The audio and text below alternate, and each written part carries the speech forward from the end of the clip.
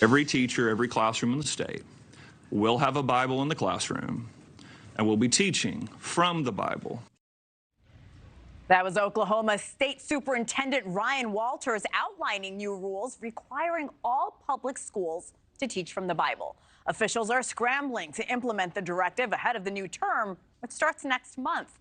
Stephanie Haynes joining us live. Good morning, Stephanie. So what guidelines are being put in place here?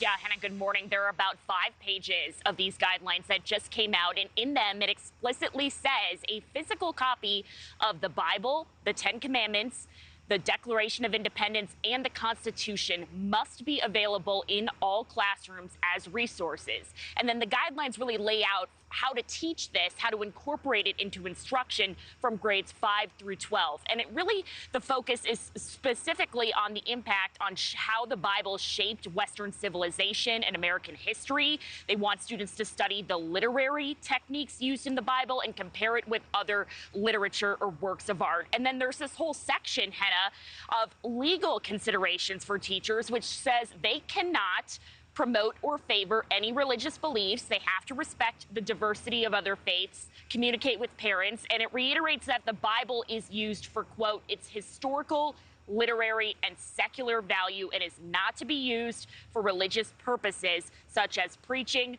proselytizing, or indoctrination. And so that Oklahoma State Superintendent, who you just saw there, Hannah, recently told our NewsNation station, quote, Oklahoma students will be taught history, and that includes the influence of the Bible as a founding document. Hannah. Stephanie, this seems to be a very thin line. How are parents and teachers reacting?